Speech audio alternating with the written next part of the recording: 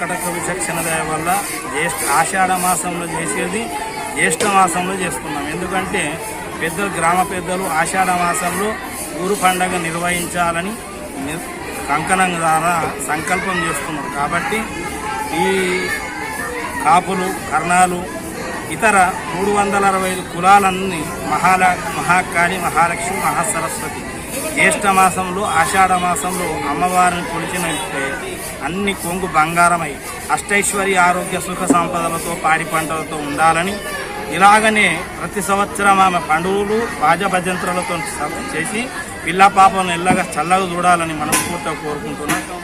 ఈ సంవత్సరం కూడా బోనాల పండుగ తీయడం ఆనవాయితీగా జరుగుతున్నది. మార్గశిరి కార్తీక తర్వాత ఆరాధ్య కార్తీక నుంచి ప్రతి సంవత్సరం ఈ సంవత్సరం కూడా బోనాలు తీయడం జరుగుతుంది. పట్టణంలోని పోస్టాఫీస్ చెక్కి తరఫా మున్నూరు కాపు సంఘం మరియు యాదవులు కలిపి తీయడం ఈరోజు జరిగింది. గ్రామ దేవతలకు ముడుపు చెల్లించడం జరిగింది.